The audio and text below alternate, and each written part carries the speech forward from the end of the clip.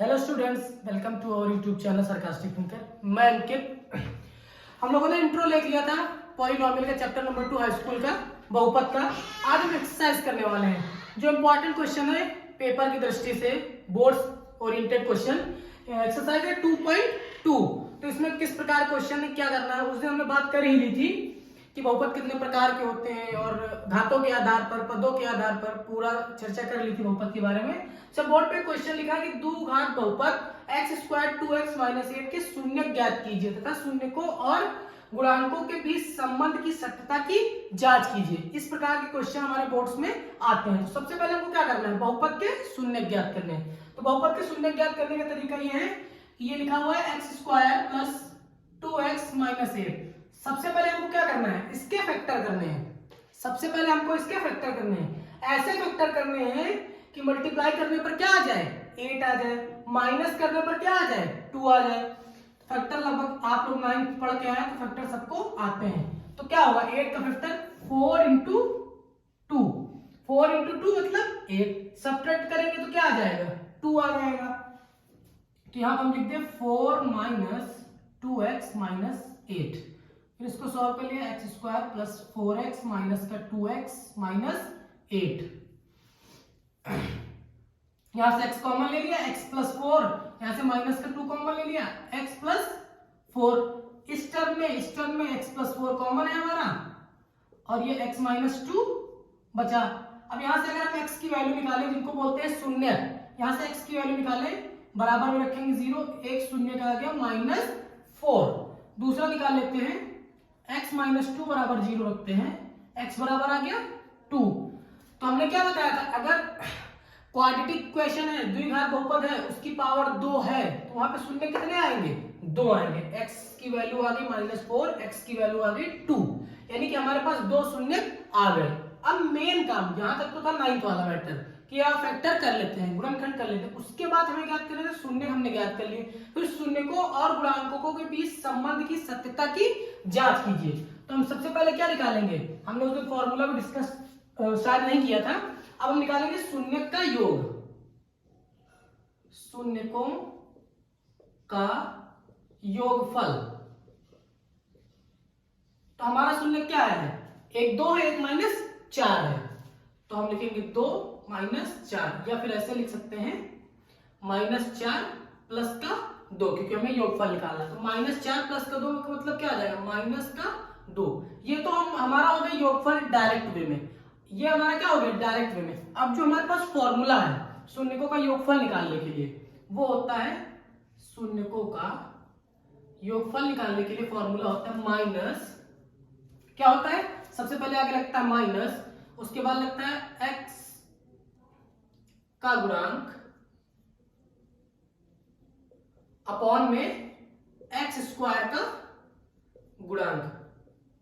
तो ये हमारी यहां से क्या हो रही है, सत्यता की जांच हो रही है। तो सत्यता की जांच करने का मतलब ही यही है कि इस तरीके से योगफल निकाले तब भी वही आना चाहिए, इस तरीके से योगफल निकाले तब भी वही आना चाहिए। अगर दोनों बराबर आ रहे हैं तो हमारी सत्यता की जांच हो रही है। अब यहाँ फॉर्मूला क्या है, x का गुणांक माइनस एक्स स्क्वायर का गुणांक।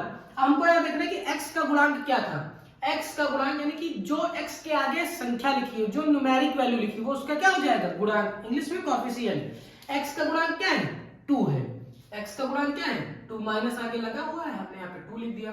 फिर x स्क्वायर का गुणांक, x स्क्वायर का गुणांक क्या है, कुछ नहीं लिखा तो हम 1 मान लेते, इसके आगे 1 लिख सकते हैं, 1 है।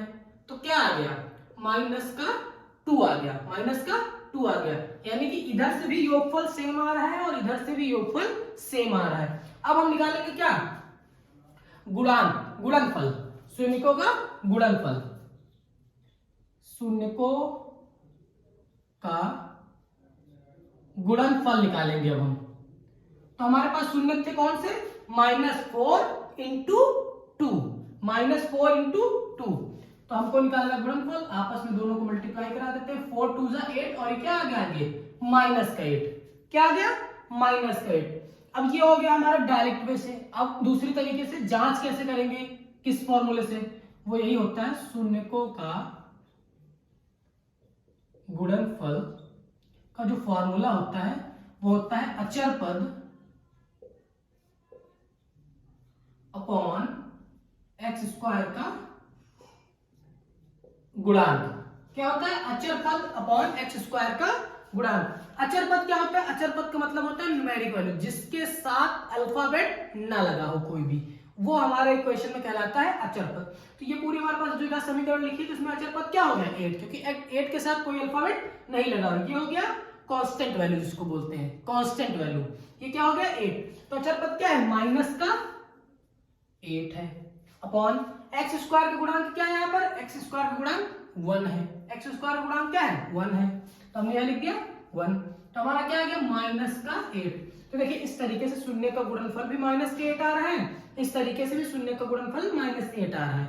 यहाँ शून्य का योगफल -2 आ रहा है, यहाँ शून्य का योगफल -2 आ रहा है।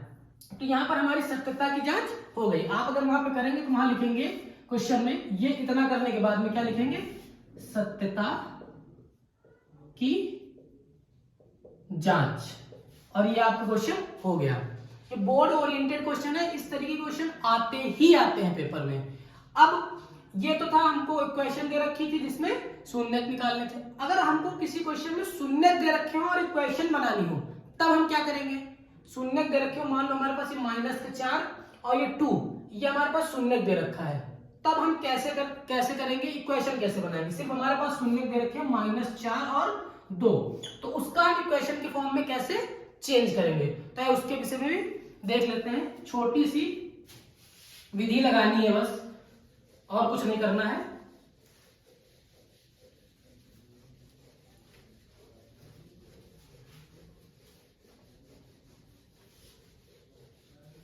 यही क्वेश्चन उठा लेते हैं हम। हमारे पास क्या शून्यक है? मान लो हमारे पास शून्यक दे रखे हैं -4 और 2। इससे हमें डेवलप करनी है हमारी इक्वेशन। ये इसको बोल लेते हैं अल्फा, इसको बोल लेते हैं बीटा। इससे हमको बनानी है हमारी समीकरण, द्विघात समीकरण। 2 शून्य दे रखे हैं तो 2 घात समीकरण बनेगी हमारी। तो कैसे बनेगी और क्या करना पड़ेगा हमको? ये हमारा एक अल्फा हो गया, ये हमारा एक बीटा हो गया। तो हमको क्या करना पड़ेगा कि हमारी इक्वेशन कंप्लीट हो जाए। और हमारी इक्वेशन जो थी क्या थी? एक्स स्क्वायर प्लस 2x, यही तो हमारी इक्वेशन थी, x square plus 2x minus 8। ये हमारी इक्वेशन थी, ये हमारी इक्वेशन थी, ये हमारे उससे शून्यक आए थे। लेकिन अब मान लो ये इक्वेशन ना दे रख के ये शून्यक दे दे पेपर में, और हमको क्या बनानी पड़े?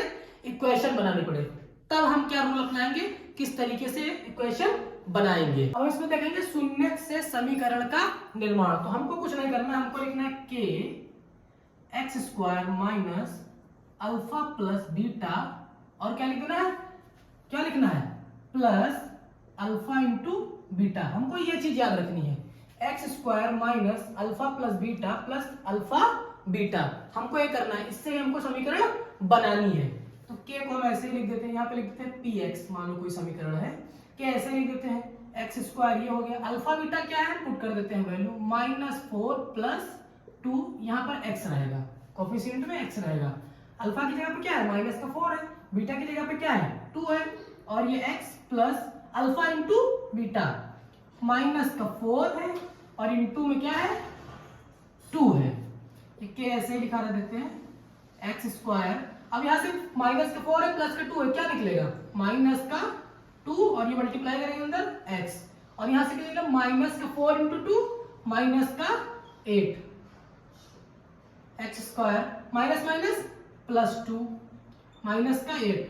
ठीक है, वही समीकरण हमारे पास आ गई, जो हम समीकरण हमने उठाई थी जिसके रूट निकाले थे -4 और 2, तो वही समीकरण हमारे पास आ गई। तो ये 2 तरीके हैं इस एक्सरसाइज में, 2 ही क्वेश्चन है, 2 ही मेथड क्वेश्चन एक्सरसाइज में। एक क्वेश्चन में आपके 6-7 पार्ट है, उसमें बोल रहा है इक्वेशन देके कि शून्यक निकालिए और शून्यक की सत्यता जांच कीजिए कि शून्यक सही आ रहे हैं कि नहीं। तो आपको उसी मेथड से शून्यक निकालने हैं और उसी फॉर्मूले के साथ में आपको शून्यकों की जांच करनी है सत्यता की।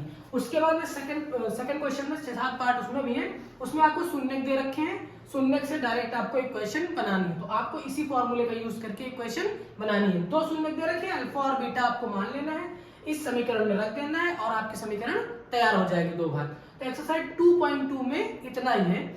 एग्जाम्स के नजरिए से इस तरह के क्वेश्चन पेपर में आते ही आते हैं। आपको शून्यक दे रखा होगा, इक्वेशन बनानी होगी, या समीकरण दे रखी होगी, उससे आपको शून्यक प्राप्त करने हैं। ठीक है, तो इसके सवाल आप लोग लगाइए, और अगर कहीं किसी भी सवाल में कोई दिक्कत हो रही है तो आप लोग बताइए कमेंट करके कि इस सवाल में दिक्कत हो रही है। और एमसीक्यू फॉर्म में भी इस तरह के क्वेश्चन आते हैं, जैसे कि आप लोग के बोर्ड्स में एमसीक्यू आने लगा है, आपके बोर्ड्स में एमसीक्यू आने लगा है 20 नंबर का मैथ्स में सभी सब्जेक्ट्स में, तो उसमें आपको डायरेक्ट क्वेश्चन देंगे, उसमें ऑप्शन में शून्य दे देंगे, उसमें आपको टिक लगाना है, लेकिन करना तो सॉल्व करना ही तो पड़ेगा।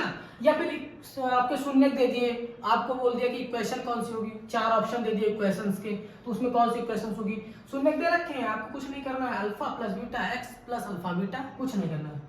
शून्य से द्विघात समीकरण बनाने का सबसे आसान तरीका है ये, तो आप डायरेक्ट वे में बना सकते हैं इक्वेशन और सॉल्व कर सकते हैं, टिक लगा सकते हैं। Thank you.